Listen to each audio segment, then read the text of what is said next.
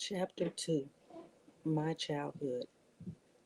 I was born to Shira Drawn on April 10th, 1971, in Manhattan, New York, at Flower Fifth Avenue Hospital, which doesn't exist anymore. I was told they closed 2 years after I was born and the building was torn down. I was raised in a very strict Muslim household, and I am the oldest of 7 children. Growing up in my family was very different from other families. I lived in Harlem with my mom and dad, my little brother John, until I was 6. Then we moved to a town called Yonkers, the place where it all began. Yonkers was very nice back then. I vaguely remember the first day we pulled up. Even though I was only 6, I can remember seeing all the kids lined up at the ice cream truck. I can still remember to this day the rush it gave me knowing that I was getting ready to meet a pack of new friends. Meeting new friends and fitting in was always easy for me, even as a child. I was always very friendly, a real people person. We lived at 179 Linden Street, and it was a great place to grow up, especially during the summertime. Every morning I would wake up to the smell of my mom's cooking and the sound of my dad's playing jazz music while smoking his weed. He was such a great dad. I loved his spirit. His spirit was alive and filled with joy and energy. My dad would always have a positive word for me before I got dressed. At breakfast, I would shower and go straight outside after breakfast.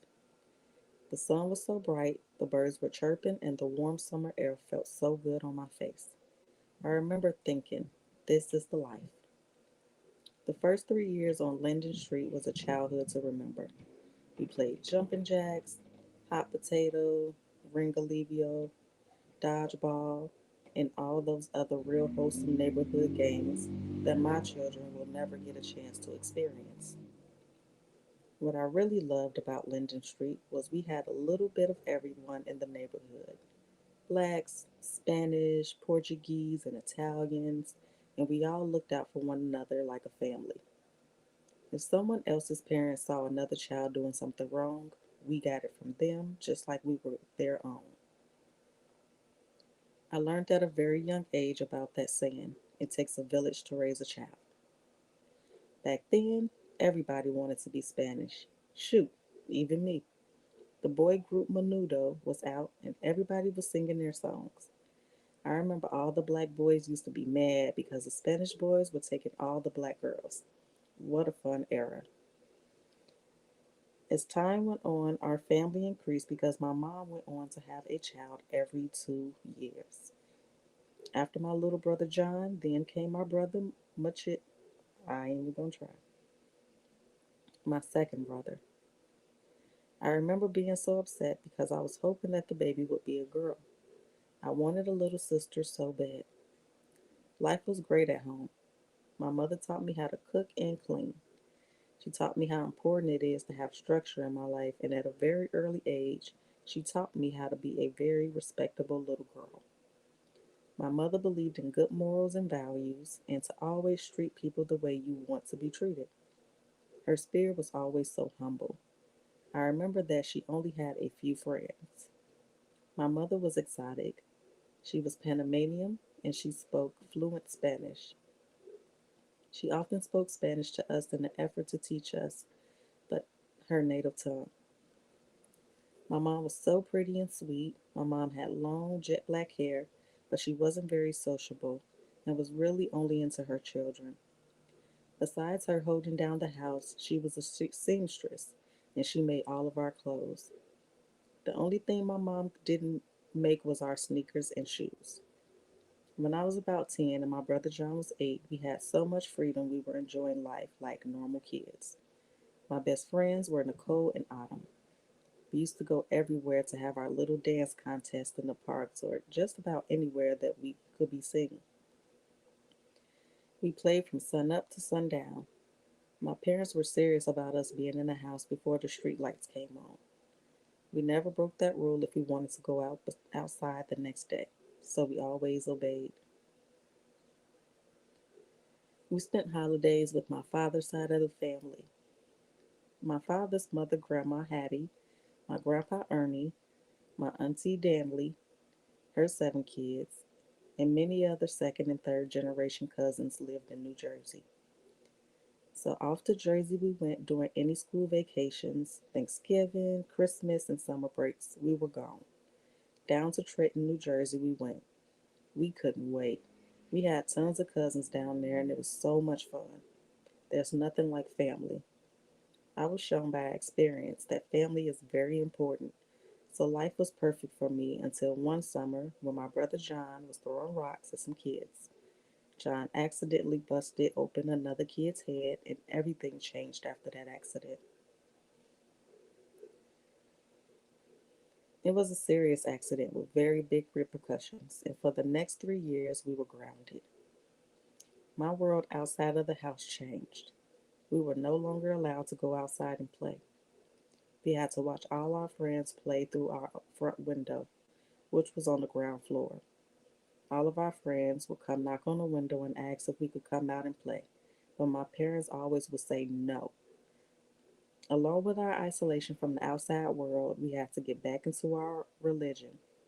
My dad got stricter than ever before, and it was all because of John's accident throwing rocks. My 3 bedroom apartment became my fortress, and my brothers and I used to play everything there. We made tents out of our beds, we climbed the walls, we did everything to aggravate our parents with the hopes that they would let us go outside, but nothing worked. We started going back to the mosque and dressing in our Muslim attire, which at this point in my life was pretty embarrassing. It was bad enough that our clothes were homemade, but now we were the only kids on the block who were going outside fully covered in the middle of August. It attracted a lot of unwanted attention. As soon as we walked outside, all the kids on the block would make fun of me and my 2 brothers. They would mock us by saying that it was too early for Halloween. Every Friday, we left the house to head to Brooklyn to attend the mosque. Aside from the taunting, being a Muslim was fun, especially when we were around all the other Muslims. Ramadan was one of my favorite times because there were all kinds of festivals going on. There was a lot of food and a whole lot of games and activities. That pretty much summarizes my life up until the age of 11. Birthdays were extra special at my house. We were only allowed to have sweats when we celebrated birthday and holidays, so we especially look forward to them. I guess she meant sweets. I can remember we were celebrating the birthday of one of my siblings, so my mother sent me to the store to grab some ice cream and cake. I was so happy because the only time we were allowed outside was when we were sent to the store. I will never forget this particular walk to the store. As I was coming back from the store, I noticed a little boy about my age, 11, with a black dog walking toward an old lady. He looked like he was saying something under his breath, giving the dog a command as he moved toward the old woman. Suddenly, the boy ran past the woman while the dog gripped her purse and took off running past me. I was in shock and amazed at the same time. I mean, being in the house all the time, I will only see action like that on TV, so it got me all excited. While the boy and the dog ran past me, the most interesting thing happened. The little boy and I made serious eye contact. As he ran by, he had a half frown and half smile as he looked into my eyes. His face was imprinted on my mind. I would fantasize about the little boy who stole the purse from the old lady. I thought of him as my protector, not knowing that at the age of 18 we would meet again. The next several years were tough on us. All we did was stay in the house and go to the mosque. My parents took us out of school to homeschool us. I did a lot of reading because we only had one TV, and my dad only watched the news. During the weekend, my mom and dad would go out to sell incense and oils. That was their hustle. They went door to door in Yonkers, and sometimes during events, they went to New York.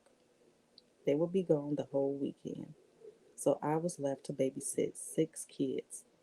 As the big sister, I always felt that it was my responsibility to take care of all of them.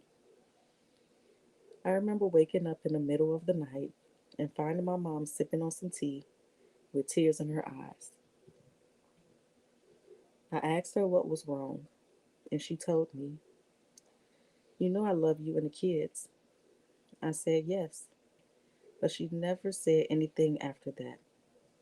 I would later see and experience what my mother meant.